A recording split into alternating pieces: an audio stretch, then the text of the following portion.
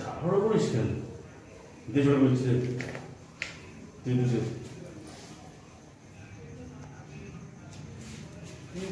কি ছোড়া কি বলে তারপরে কোনো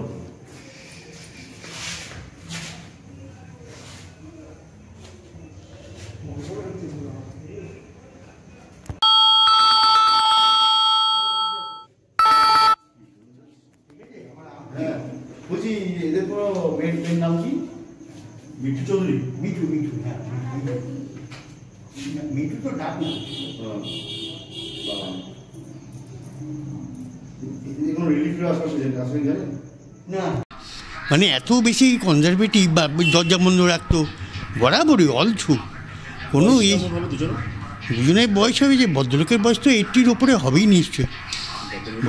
ভদ্রমহিলারও ওরকম হবে কাছাকাছি, দুজনেই ডাক্তার ছিল, কিন্তু এরা একটু ছিল কাউর সাথে কোনো যোগাযোগ নেই, কাউকে কোনো খবর দেয়নি। হ্যাঁ একজন মেয়ে, ওর তো মেয়ে আছে, তো মেয়ে ডাইভোর্সি। হ্যাঁ মেয়ে তো একসঙ্গেই থাকতো। আজকে তো পুলিশে এসে তো নক করলো বাড়িতে, ওই খবর নিল আপনাকে যে জানেন কি না এই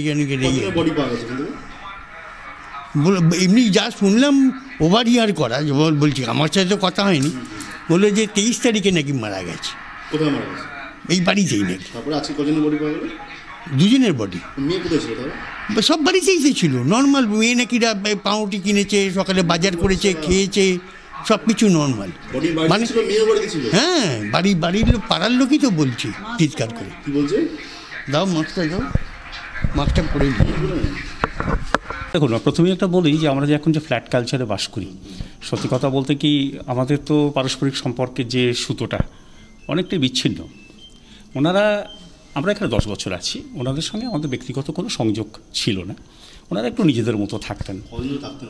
ওরা ওখানে 4 জন বোধ হয় না? হ্যাঁ 4 জন থাকতেন।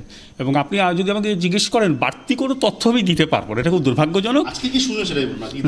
আজকের কোনো নতুন কিছু শুনিনি। আজকে সকাল থেকেই একটুখানি ওদের দরজা খুলছে বন্ধ হচ্ছে। ওরা সবসময় কিন্তু এইরকমভাবেই লক অ্যান্ড কি থাকে। তা আজকে সকালের বেলা একটুখানি ওই ভদ্রমহিলা আর কি, যিনি মেয়ে, তাকে আমরা কয়েকজন জিজ্ঞেস করেছিলাম কি বাড়িতে সবাই সুস্থ আছে তো? বলে হ্যাঁ সবাই ভালো আছে, এইটুকুই আমরা জানি। শুনুন, গন্ধ বলতে আমি একটু বলি, আমাদের এই ফ্ল্যাটে বেশ কিছুদিন ধরে দেখছেন তো জঞ্জল জমে একটু গন্ধ হচ্ছিল। আমরা একটু বর্ধিতভাবে ভেবেছি কোনো ইঁদুর পচেছে বা কোনো রকম এরকম একটা কিছু ব্যাপার।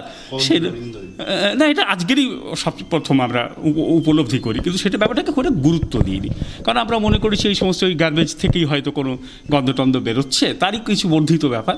এবং সব মিলিয়ে একটা জিনিস বলবো, দুজন সিনিয়র সিটিজেন এভাবে চলে গেলেন, আমরা সবাই সামনে রয়েছি। এটা খুব দুঃখজনক একটা ঘটনা, খুব বেদনাবহ ঘটনা। যেটা খবর আছে মা ওই বৃদ্ধা দুজনেই নাকি কয়েকদিন আগে মারা গেছেন, মেয়ে নাকি সেটা জানতেন এরকম আমরা শুনেছি এটা আশপাশের কথা, যে এইরকমই নিচে আমরা যখন বারান্দায় যখন ওদের দেহ নিয়ে যাওয়া হচ্ছিল, আমাদের নিচে একটা চায়ের দোকান আছে, এখানে এরকম একটা আলোচনা চলছিল যে অনেকদিন 2-1 দিন আগেই মারা গেছে, মেয়ে জানতো, মেয়ে সমস্ত কিছু গোপন করে রেখেছিল। হ্যাঁ আগলে রেখেছিল মা বাবাকে। তেমন এরকম ধরনের ঘটনা তো বিচ্ছিন্নভাবে ঘটেছে, হয়তো তারই কিছু একই ঘটনা পুনরাবৃত্তি হলো। এটাও তো এক ধরনের অসুখ, এটা তো আপনারা জানেন যেহেতু মিডিয়াতে আছেন, যে এরকম ধরনের ঘটনা খুবই ঘটেছে, হয়তো ভেবেছি তারই একটা বর্ধিত রূপ। ভদ্রমহিলাকে মাঝে বলতে বেরোতে দেখতাম, কিন্তু বৃদ্ধাকে আমরা না ইদানিং আমি দেখি ওইভাবে কেউ নির্দিষ্টভাবে বলতে পারবো না।